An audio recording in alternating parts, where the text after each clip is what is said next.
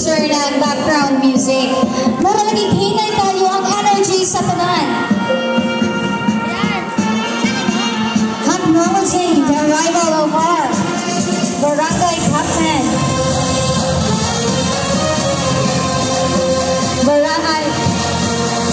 Asa naman to? Nara. Barangay Captain Lorenzo Ingay. Cap, good morning po sa iyo dyan. Okay! Handa na ba ang lahat? Are you excited, students? Hala, gusto na ako makatungog o palakpak na naay sagol nga hiyawan. Ayan. Para naman malaman ni teacher na meron pa palang mga students dito. Okay, ngayon, we are celebrating our 2024 Reading Month with a theme. Sa pagbasa, may pag-asa. Tama ba yun? May pag-asa pa pag nagbasa tayo? Tama mali? Okay, so dapat marunong talaga tayo at matutong magbasa. And now, to give her welcome message, may I call Mrs. Evelyn Jubilee, Teacher 3, for her welcome message. Bigyan po natin na masigabong palakpakan. Ay, palakpakan na masigabong talaga yung happy na palakpak. Thank you.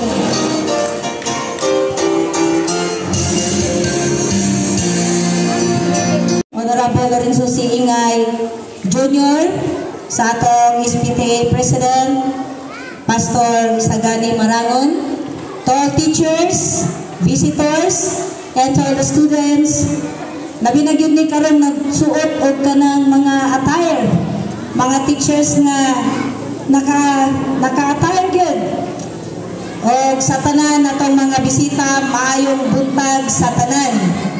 Binaplaster pa nila, so ayun, isa yun sa mga highlight ng ating event ngayon. At kahapon, meron pong nangyari din, naganap ng mga contest. Meron tayong poster making, slogan, interpretive reading. Meron din spelling bee. Kahapon yun naganap lahat. So, meron yung mga nanalo. So, ngayong araw na to, tatanggapin nila ang kani-kanilang mga certificates and awards.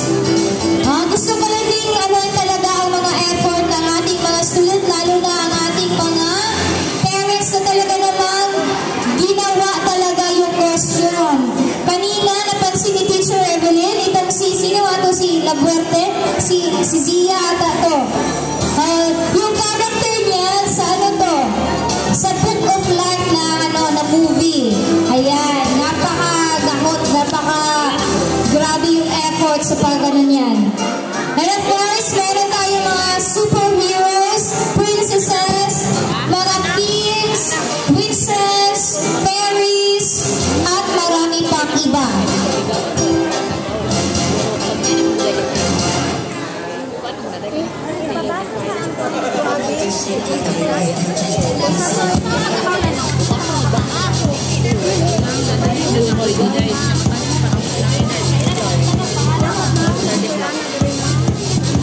Happy now! I will read to you before tayo, dahil ang sunod po nito ay talaga yun na yung pag-rap pa ng ating mga students. So, ngayon naman ay babasahin ko ang criteria for judging. Okay. Character, relation, and connection is 35%. Ano ba yun? Yun bang talaga yung character niya ay katulad talaga doon. Kung hindi masyadong katulad, talaga namang makarelate na makaingon kita ay si kung ano siya yung isuot. Ganon.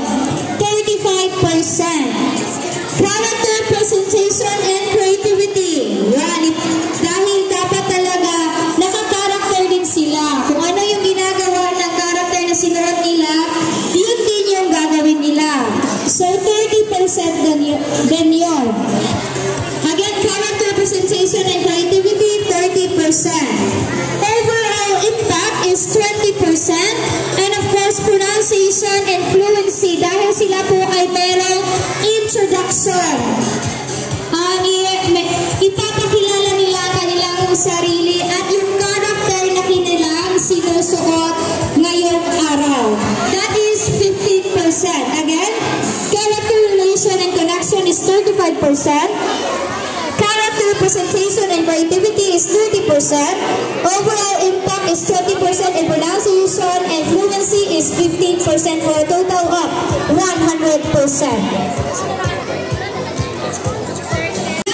Good character parade coming from students of grade 6. Grade 6, are you ready? Okay.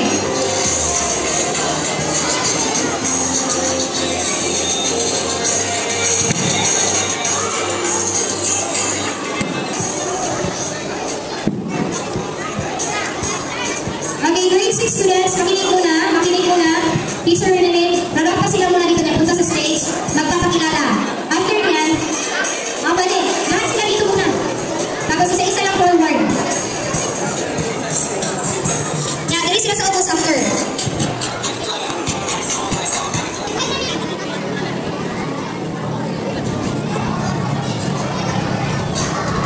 Ladies and gentlemen, now let's witness. Ganda-ganda natin sila lahat.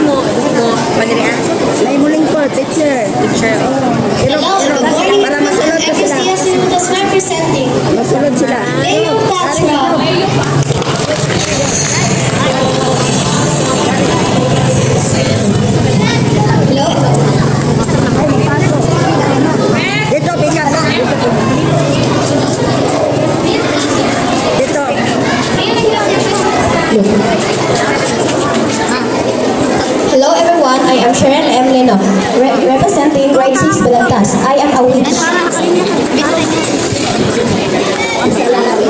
Good morning everyone, my name is Renz Ibagtong, representing Miguel from the movie Coco from Balagtas.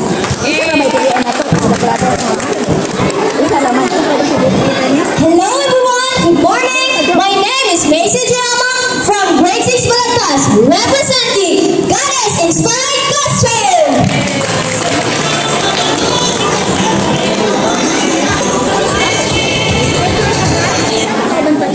And there you have it, grade 6 students with their different costumes. We have the Goddess costume.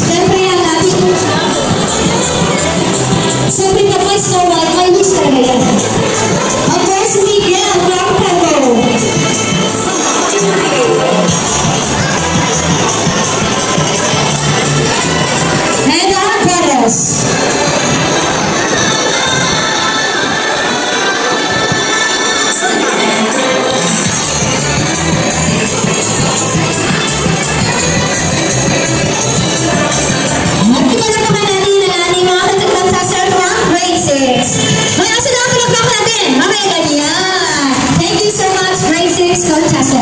Okay,